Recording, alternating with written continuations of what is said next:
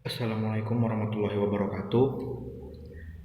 Perkenalkan, nama saya Arjuna Pramudiananta Sandi dari kelas 12 MIPA 1. Kali ini saya akan mempresentasikan materi tentang peranan KPK dalam penegakan hukum di Indonesia.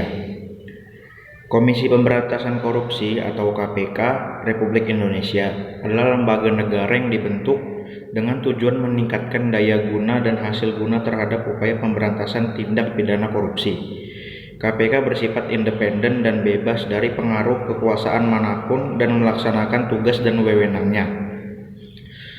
Selanjutnya, tugas KPK dikutip dari bab 2 pasal 6 Undang-Undang Nomor 30 Tahun 2002, terdapat 5 tugas utama yang dibebankan pada lembaga KPK. Yang pertama yaitu koordinasi dengan instansi yang berwenang melakukan pemberantasan tindak pidana korupsi. Yang kedua, supervisi terhadap instansi yang berwenang melakukan pemberantasan tindak pidana korupsi. Yang ketiga, melakukan penyelidikan, penyidikan, dan penuntutan terhadap tindak pidana korupsi. Yang keempat, melakukan tindakan-tindakan pencegahan tindak pidana korupsi.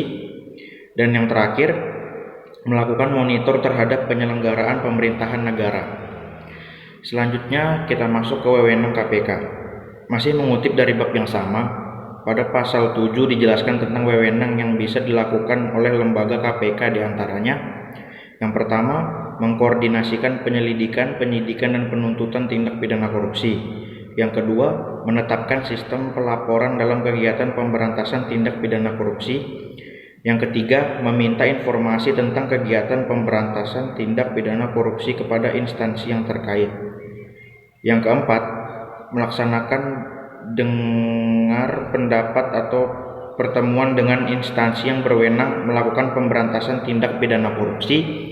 Dan yang terakhir, meminta laporan instansi terkait mengenai pencegahan tindak pidana korupsi.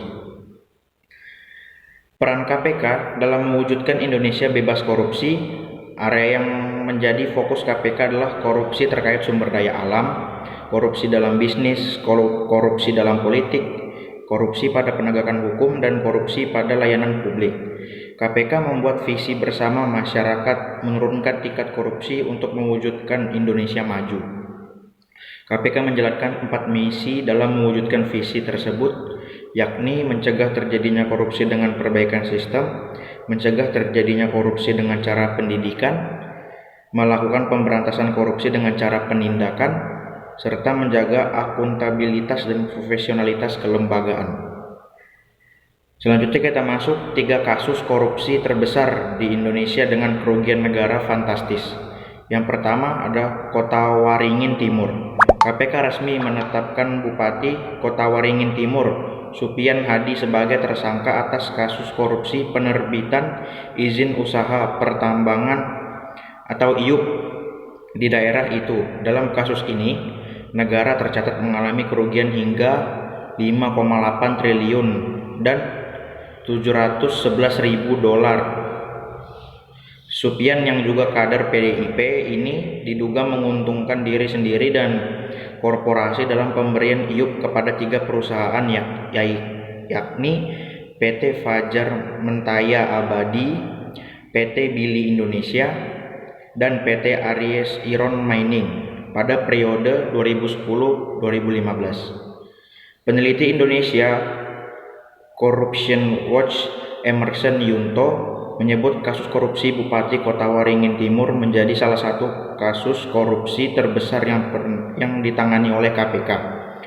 Yang kedua ada kasus BLBI, kasus korupsi bantuan likuiditas hak Indonesia BLBI yang telah bergulir sejak lebih dari 1 dasawarsa ini juga menjadi salah satu kasus korupsi terbesar yang pernah ada di tanah air.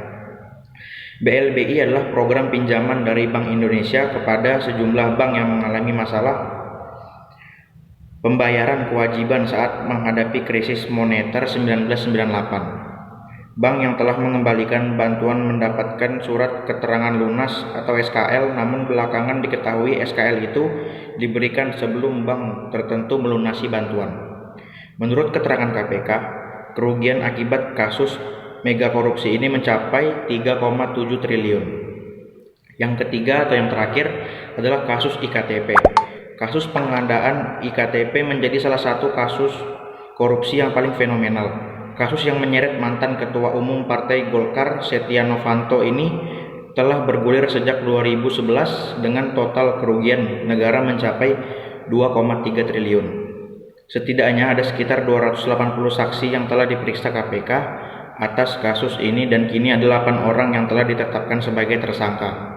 Mereka adalah pengusaha Made Oka Masagung, keponakan Setia Novanto yakni Irvanto Hendra Pambudi, mantan Direktur Pengelola Informasi Administrasi Kependudukan Dirjen Dukcapil Kemendagri Sugiarto, mantan Dirjen Kependudukan dan Pencatatan Sipil Kemendagri Irman, pengusaha Andi Narogong, mantan Ketua Umum Golkar Setia Novanto, anggota DPR Markus Nari, dan Direktur PT Quadra Solution Anang Sugiana Sudiharjo.